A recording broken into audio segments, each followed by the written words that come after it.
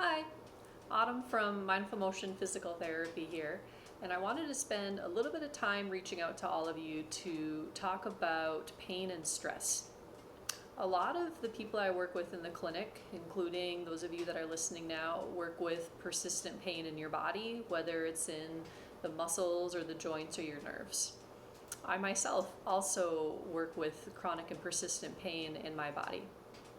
And something that's really important to pay attention right now is what I often call the pain trifecta.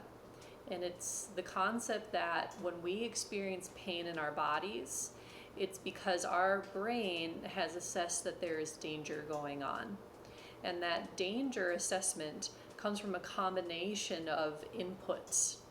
And those inputs are one, what's biomechanically going on in our body, which is commonly what people think of as the sole cause of pain, but it's more complicated than that.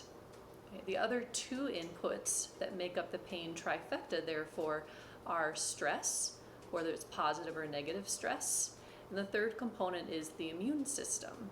There's a lot of research showing that elevation in the immune system can lead to aggravation of areas of pain, and also research showing that pain is really an immune system response. So I'm not going to talk about that immune system component too much. Really what I want to focus on more is that second component of the trifecta, which is stress.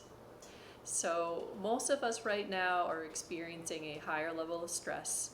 I myself am experiencing a higher level of stress and adjusting to being at home a lot more, adjusting to a different way of being a physical therapist that I'm used to being. And of course, I am feeling that in my body. The simplest way to think about how stress can create pain in your body is to know that when your brain sends out an output of pain, that output is coming from a combination of what we call pain tags getting activated in your brain. Think of it like your mouth watering when you think of grandma's cookies or something that you really enjoy to eat. Your brain recognizes that as something that tastes good, so you start to salivate. Pain can be similar in that if there's stress going on or you have something that stimulates a memory in your mind of being in danger, your brain tends to send out more pain signals. So there may not be anything biomechanically going on in your body, just simply what is going on right now in the world and in your homes can be making your pain worse. And so what do we do about that, right? We can't change what's going on in the world right now. We have to accept that we can only control what's within our control right now.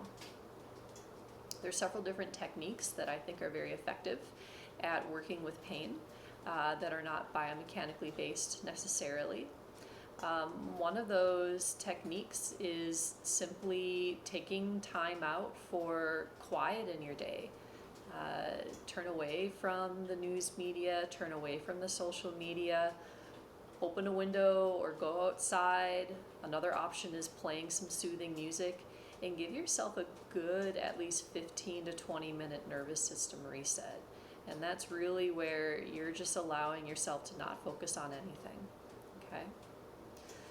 The second thing that you can do that's well supported by the research is actually to use scent. So there's several studies that show that the use of lavender scent or lavender oil in the home can really help to combat anxiety and also decrease sensations of pain in the body. So you have lavender in your home or you have access to lavender, I'd recommend using that. Okay, we have a little lavender balm that will actually rub on our chests, kind of like Vicks Vapor Rub style at night. There's also resources that you can look into to help with this trifecta of biomechanics, immune system, and stress and pain. One app I highly recommend is the Curable app, and I'll putting a link for it down below in the comments.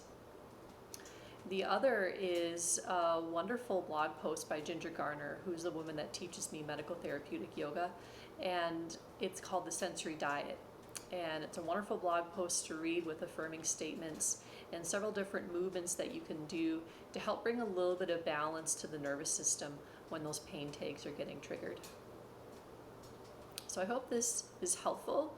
If A, you're noticing that you're experiencing more pain in your body and you're not certain why, and B, that it gives you a couple of techniques to consider trying at home.